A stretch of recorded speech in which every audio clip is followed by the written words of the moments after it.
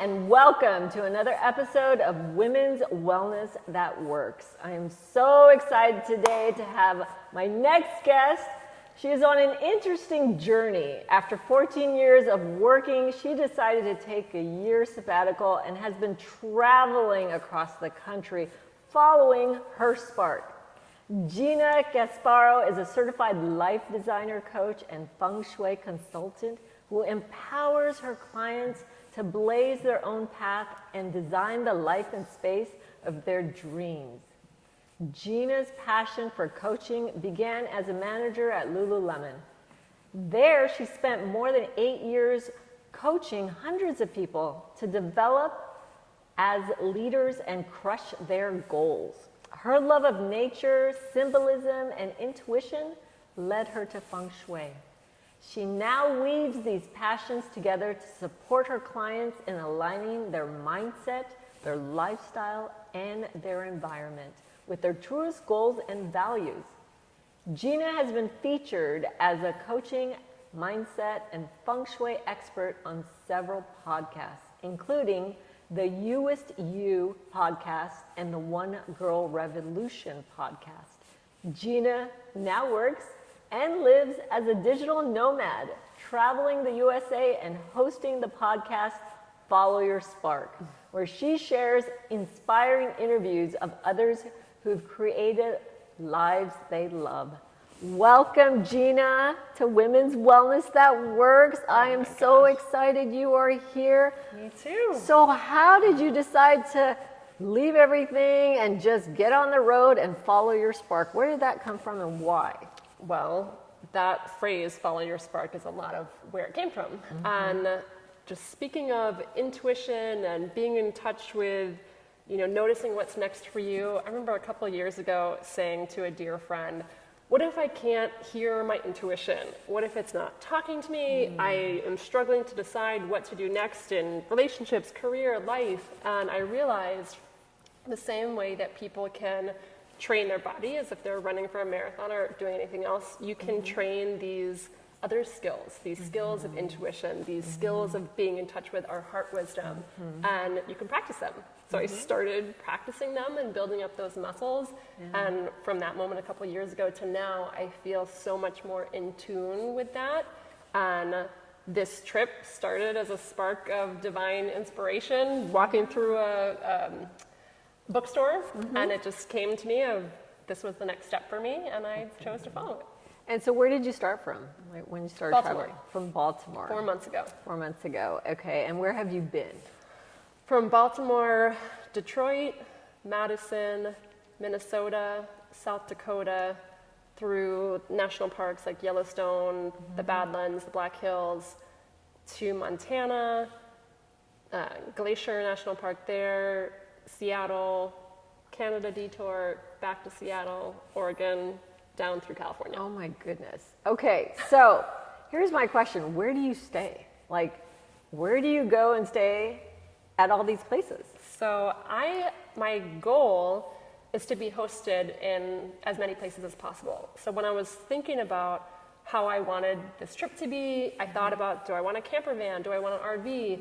But part of the intention for this trip, my love language is quality time, quality conversation. I love that. I'm filled up by being with people. So I wanted to be understand. as many people as possible. So I've stayed with friends of friends. I've stayed with someone in the Integrous Women community here in California. I've stayed with people from couch surfers. So all kinds of people and people who are open to hosting me, and it's worked out. I had this feeling that it was going to work out, and it's worked out. Okay, you know what? I'm like so envious and jealous because you are a woman going out on the road on your own. Traveling enough is a huge ordeal, but by yourself. Now, do you ever worry about your safety? Do you ever worry about certain things? Is there anything that you are concerned about when you're out on the road by yourself? Yeah. When I was in Yellowstone, one of the moments, so I'm not a super camper. I've always camped with other people who are way more into camping than I was. But I was like, you know what? I'm going to try it. I'm going to do it. And I'm in Yellowstone, and I wanted to go for this hike, but I'm alone. I don't have bear spray. So people are like, oh, just buddy up with somebody, find someone else who's going for a hike and jump in with them.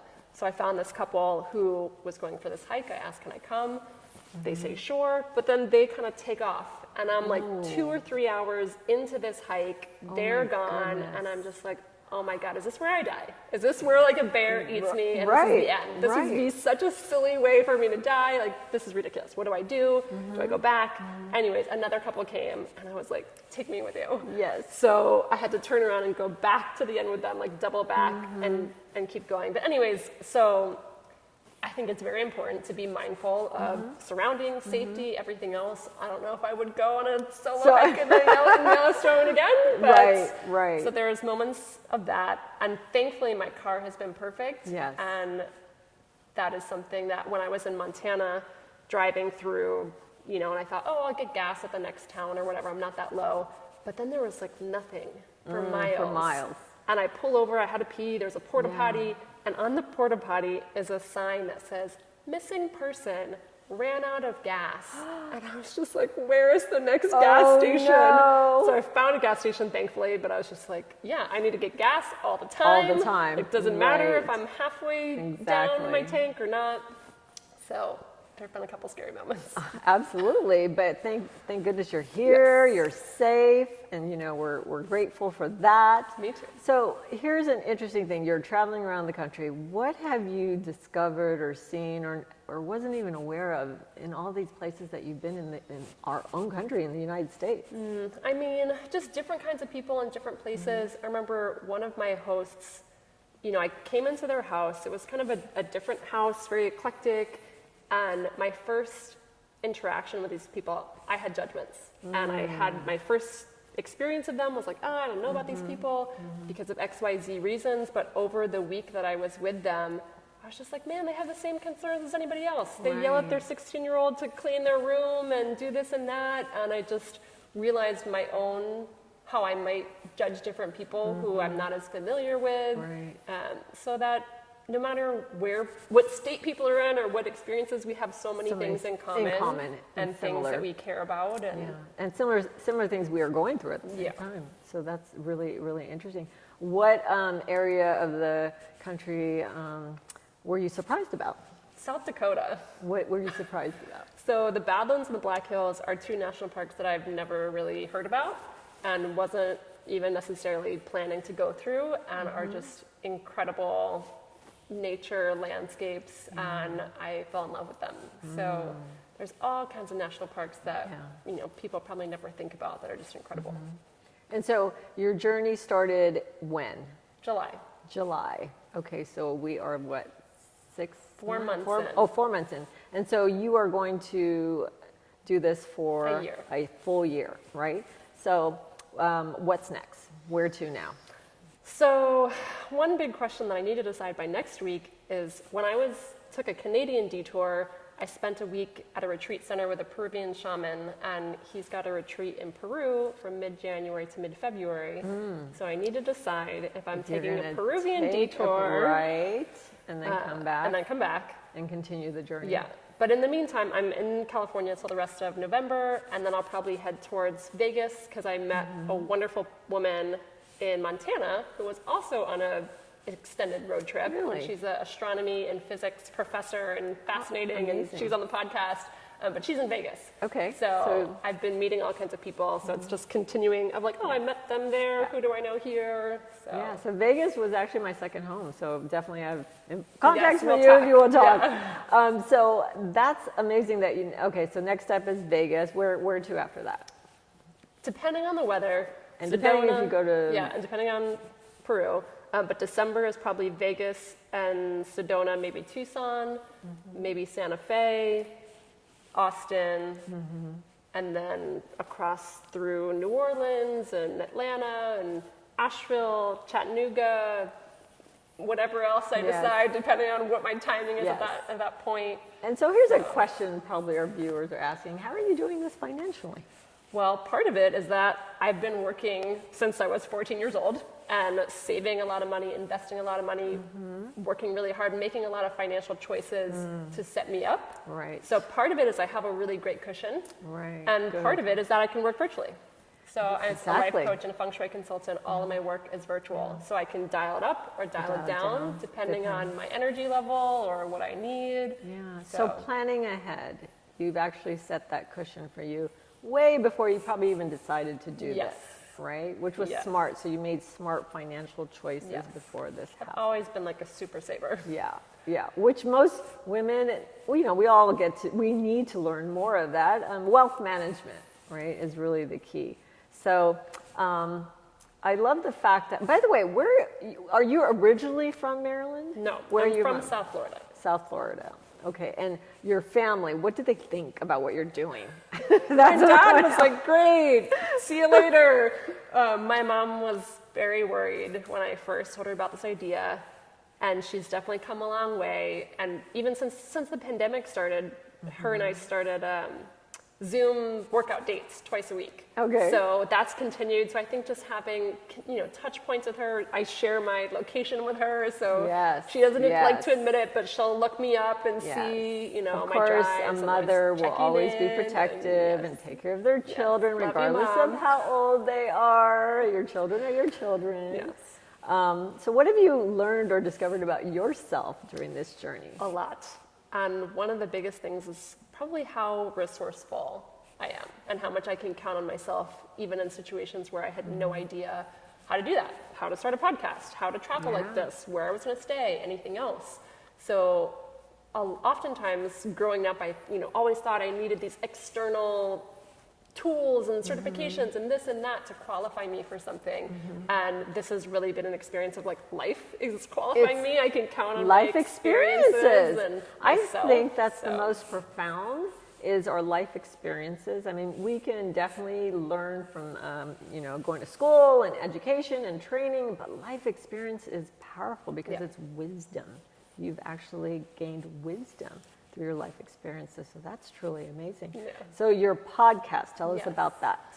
So the podcast is a big part of the trip because, like I said, I love conversations with people. And I was telling another woman here that having a podcast is kind of like having a puppy. Like if you're walking down the street with a puppy, people are like, oh, they gravitate towards you. They want to meet the puppy, talk to you.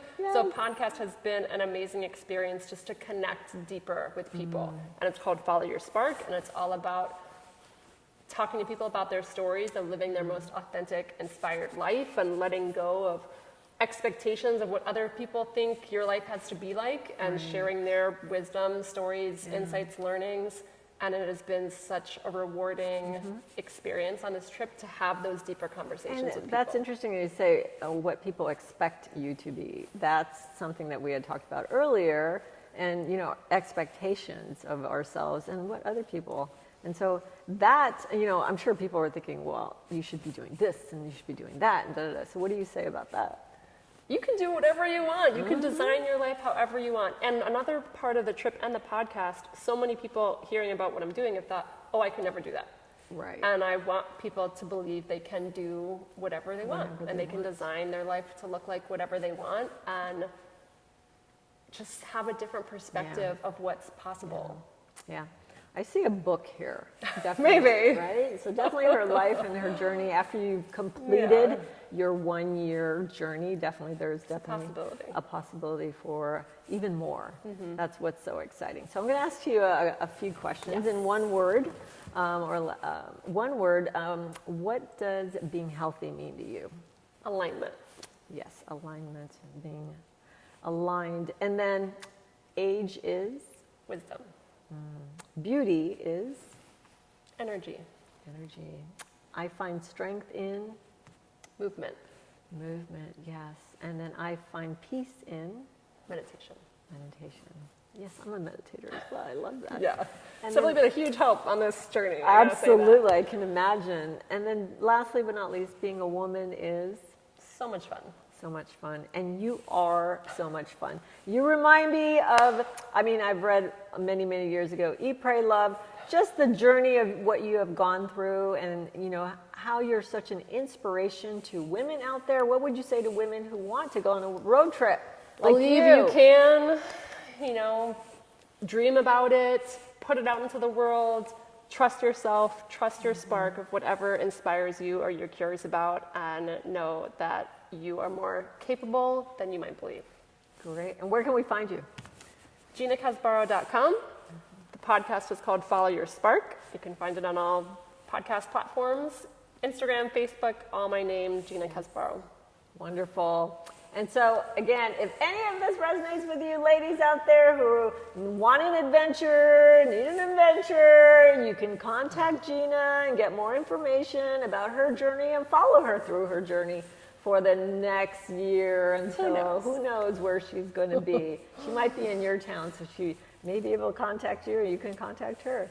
But until next time, remember, every woman has her story. What's your story? And thank you for watching Women's Wellness That Works. See you in the next episode.